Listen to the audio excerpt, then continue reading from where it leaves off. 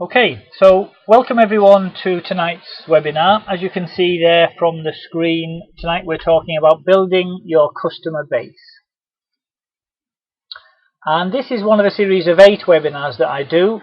As you can see there, this is number 3. The first couple are all about just getting started. This is more about, still on the retail side, but about building that customer base and how you do that and the benefits of having a customer base.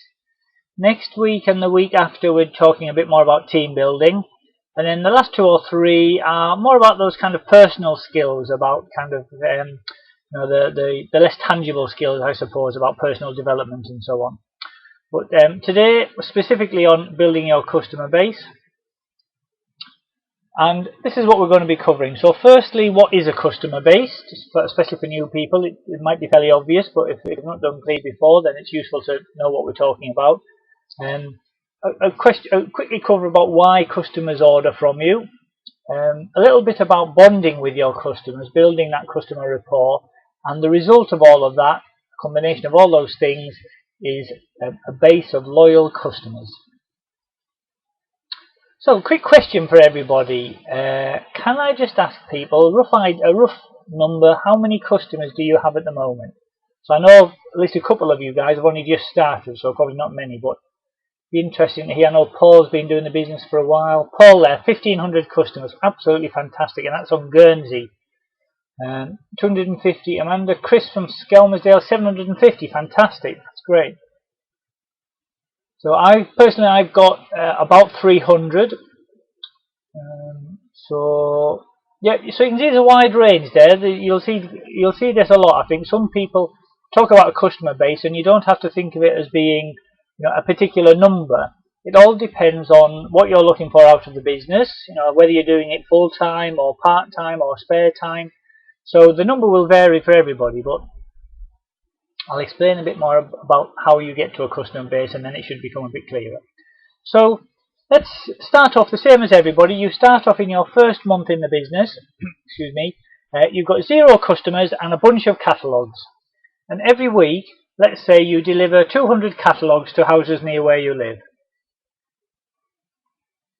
Now obviously you can do more than that. Everyone starts off with 250 now, so you should probably be delivering at least 250. And if you can do them twice a week, obviously that'll do it more quickly. But let's say you just deliver 200, just to give you an idea, and maybe 20 people will order from you the first time you put your catalogues out. So if you do that every week, that's 4 weeks, 20 orders each week, 20 new customers each week. So by the end of that month, or the beginning of month 2, you've got about 80 customers. So the following week, you go back to the beginning again. If you remember from the webinars, the first couple of webinars, we talked about you go back to your customers, to the houses that you've delivered to, once a month, basically, once every 4 weeks. So in the second month, as you're going around, you're then delivering 20 of your catalogues to the people who ordered from you the first time, and then another 180 to the people that didn't order from you the first time round. And out of those 180, you might find that another 10 or so will order from you. So if you're doing that each week, you're delivering to 20 customers, you're collecting 10 more customers. By the end of that month, you've then got 120 customers. So 10 new ones each week, that's another 40, 120 customers you might have then by the end of that month.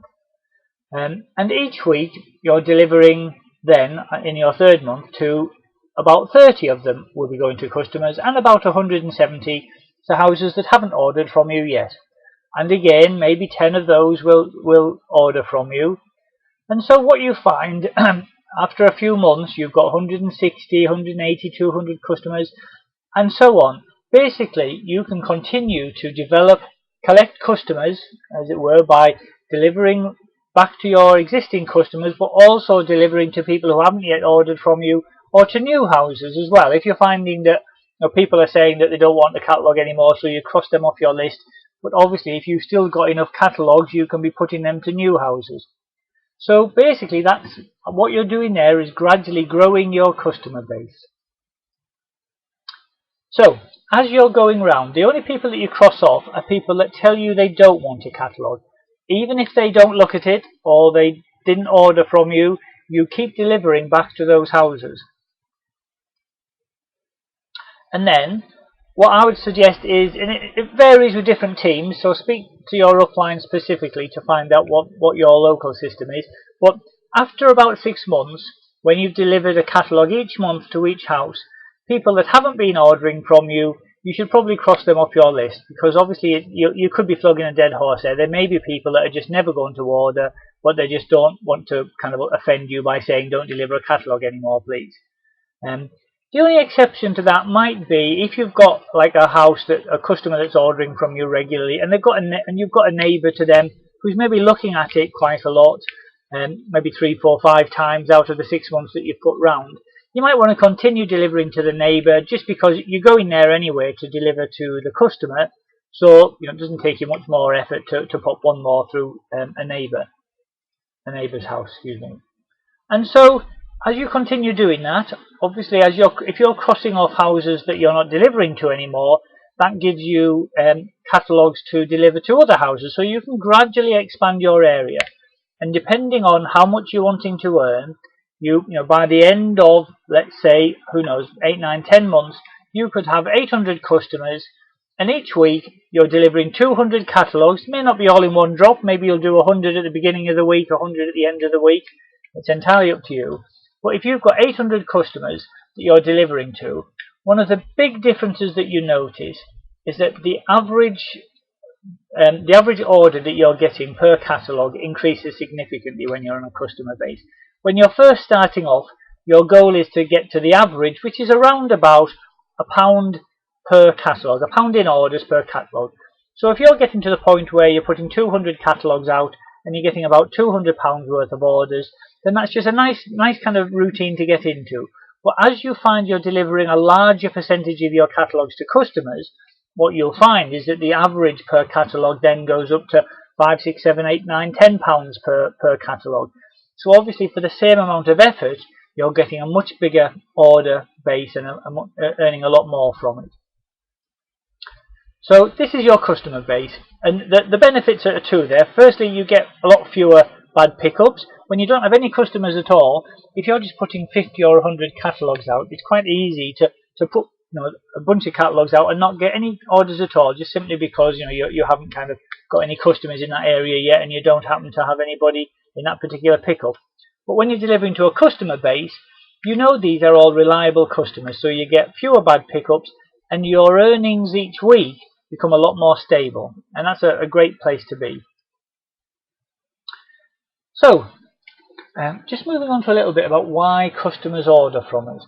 Can I just ask everybody a question? See if you can remember back in the day before you started doing Kleeneze, which for some of you is not quite so long ago, and for some of you it's a long time ago. Had you heard of Kleeneze before you joined? I don't know if you can remember.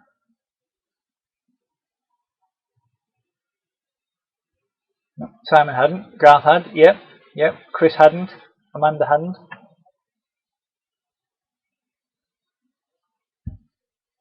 So that's interesting. A lot of people, I don't know if there's been any surveys, but a lot of people have heard of Kleeneze. I certainly had.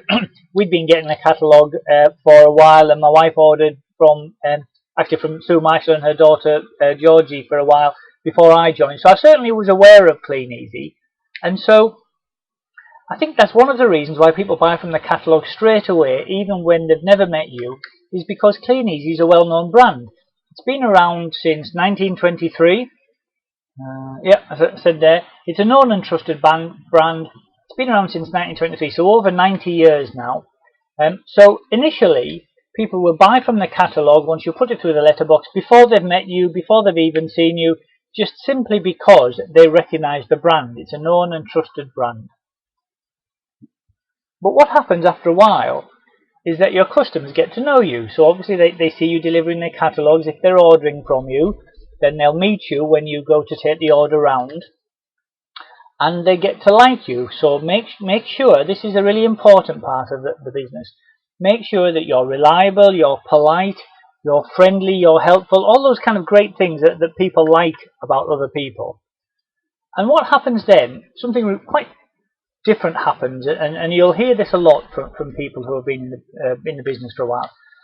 the customers stop buying from Kleeneze and they start buying from you. And that's, as I said there, it's because they know you, they like you, and they trust you. And they don't think, oh, there's the Kleeneze catalogue. They're thinking, oh, Chris has brought the catalogue round again, or John, or Garth, or Peter, or whatever. So if they're buying from you, this is a really important change. How can you reinforce this? One of the things that is really useful to do is what I've called here customer bonding. And this is just a really important sort of thing, just to kind of build that loyalty with your customers. Another quick question for everybody. A little bit of what do we call it? Our audience participation here. What do you think everyone's favourite word is? Any guesses? Some of you might have seen this last time around, so you might already know the answer, but that's okay. Anybody guess? Simon, yep, their name. Anybody else got any thoughts? Thank you. Yeah, that's good. Free, I like that one. Please or thank you. Yeah, free. Very good, Paul. Yep. How are you? Yeah, no, that's good as well. Well, some research has said, I have no idea whether this research is, I don't even know if it's true, but it certainly makes a lot of sense. Most people's favourite word is their name. I think Simon must have seen this before, either that or he's a psychologist. So, this is really, really useful. When you're going round, and obviously you're getting orders from people and they're writing on an order form, Mrs. Johnson or Sue Peters or whatever it might be, when you see the order form, on your round book or wherever you keep your records, make a note of their name, so write it down. And if they've told you their first name, so if they've put Sue Peters, for example, then make a note of that so that it's Sue. And if they use their first name, as I've said, you can use it. Now, by writing it down on your notebook, a month later, you might have only met them once when you delivered their order to them. So when you go back, you might see them and sort of think, oh, I can remember, I know I've delivered to this lady before, but I can't remember her name. When you're writing it down, as you're delivering catalogues back to that area again, check your notes to see which were your customers, the people who ordered the last time around. And just as you're approaching their house, just have a quick look and oh yeah, Sue Peters, okay. If you see her, because she may be in the garden or even just in the house, a big cheery wave, hi Sue, how are you? And people really like the fact that you've remembered their names. Now you haven't remembered it, you've probably written it down because you've only met her once. But just the fact that you've used their name, and what you'll find is you'll come across, especially depending on obviously the size of the town where you live, but you'll come across customers all over the place. I mean, I live with Sue Marshall in a small market town, and it's not very big, probably population's 10,000 or thereabouts. Every time I go into town for a cup of coffee or somewhere, I'll see one of my customers, and I'm always just, hi Sarah, how are you? How Dorothy? How are you? And just making contact, building that little bit of rapport with them. And they love the fact that you've made the effort to remember their name. Now sometimes, especially if you're in the town or whatever, and it's early on in your days as a distributor, people will look at you and think, I know that chap from somewhere, but I can't think where, because the only time they ever see you is on the doorstep with your catalogue or with an order for them. So sometimes you might get some curious looks, but don't worry, persevere with that. They will start to get to recognise you out and about. And the other thing that's really important, as you're delivering to them, there may well be, you may find out a little bit about them. So maybe a dog will come to the door. The dogs, if they've got a dog, it'll often, come and say hello.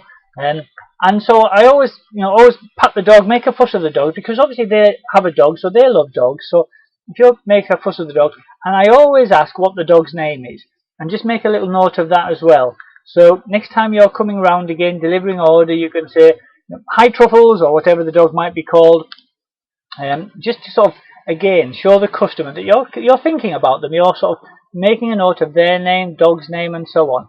And any little bits of information, like, maybe one time when you're delivering an order, you ring them up and say, is it okay to bring it round? They might say something like, oh, I can't at the moment, my husband's in hospital, I've just got to nip in and make sure he's okay. So next time you're speaking to them, don't forget to say, oh, how's Mr. Johnson? He was in hospital last time I spoke. So just little things like that. After a while, you'll start to kind of, really get to know and be friends with a lot of your customers. But at the beginning, it's just a case of making little notes, every little thing that you kind of hear about them, make a note, and then you can just kind of build it in the conversation as you're chatting with them a month or so later. Another good thing to do is just looking out for special occasions. If you see a lot of cards in the window, then it might be somebody's birthday or something like that, so you can always ask about that and make a note of their birthday. You know, you can always sort of say, "Oh, happy birthday, I hope you had a nice time." Excuse me, I'm just going to grab a quick swig of tea. Another good thing to do is at Christmas, always buy Christmas cards for your customers. So you can buy lots of cheap Christmas cards. For those of you who haven't been in Kleeneze for longer, since last Christmas, Kleeneze always do packs of cards. You can buy 30 cards from Kleeneze for, I can't remember what it is now, £3 or £5 or something like that.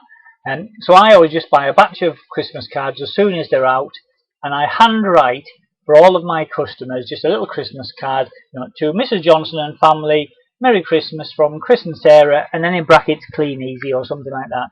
And I always just deliver the catalogues the last time I'm dropping to them before Christmas. So you know, if you like the 4 weeks, depending on which round they're on, I pop the card through with the catalogue, not actually inside the plastic bag, but just at the same time. And you can do the same at Easter. We've just got our last 4 pickups have been really good because my wife created some little Easter cards, and I did exactly the same. Popped them through. I think it was this time last year. It was Kleeneze's 90th anniversary. So Sarah made a load of little biscuits, as you can see them there, bit of chocolate on the top, and hand wrote 90 on all of them. Now, you know, you may not be artistic and you know, want to go to all this, you know, all the sort of hassle, if you like, of doing all those things, but just look for little opportunities of building a bit of rapport with your customers, because they really love all of that. One little story on that, on these biscuits. We dropped these little biscuits through each of my customers when I was delivering their catalogue, and one customer ordered from me, lovely old lady. She'd only been a customer about a year or so, and when I delivered her order round, she said, "How clever of you to know that it was my 90th birthday." And obviously it wasn't actually that it was her birthday, it was the Kleeneze's anniversary, so I was delighted to be able to tell her that she was born at the same time as Kleeneze started. Oh, Sue, I don't know, obviously you weren't ordering from me then, Sue, so that's why we didn't deliver a biscuit round, but I should have brought some at the opportunity meeting, shouldn't I? Right, so yeah, little things like that, Easter cards, Christmas cards, any opportunity to just kind of build a little bit of rapport with your customer will just build that loyalty, so you get lots and lots of repeat business because they order from you over and over again. So as I've said there, what that results in, instead of it being somebody who's only ordering from you because they kind of vaguely recognise the name of the Kleeneze brand in the catalogue, suddenly you've got people that know you, they see you about the town, they see you regularly every month, they know you're reliable, they know you, they like you, and they trust you. And that just makes such a big difference in your orders, and it makes them so much more reliable. I'm sure people like, you know, Paul and Sue Marshall, who've been in the business for longer than me, will just confirm that they probably know all of their customers by base and by name, and regularly see them around the town as well. And it's just great kind of way to build a business. Okay, and as you can see there, that results in lots of regular orders from all your lovely customers. So yeah, that's basically what we're aiming to do. When you first start off, as I said, you start off the same as everybody. You've got 0 customers, well maybe 1, your mum, and a bunch of catalogues, and probably lots of enthusiasm and a hope that you're going to make some money out of it. But by following your system, you'll build a customer base. And you know, when I go out now with my catalogues, I don't hope that I get any orders, because I know I'm going to get lots of orders from my customers. And you get to know their spending patterns. You know that, you know, some customers order from you every single time and it's always £15. Others only every 2 or 3 months, but you sometimes get a £40 order from them. And you just get to know your customers really well. So that base of loyal customers is a great way to sort of have your retail income. Okay, so that's the end of this particular webinar about building your customer base. As you can see there, next week we're going to start talking about team building. So for any of you that are interested in that, please feel free to join us again. Thank you, Amanda. I'm just going to show you the last page. As I said at the beginning, all of these webinars are recorded. I'm just going to stop recording in a moment, and they're all placed on YouTube. So if you want to watch this one again or go back over any of the other 7, then you can find them all on YouTube. Just go and do a quick search on Chris Smith Kleeneze, and you'll find me there with all of those webinars. Right, I'm just going to turn off the recording.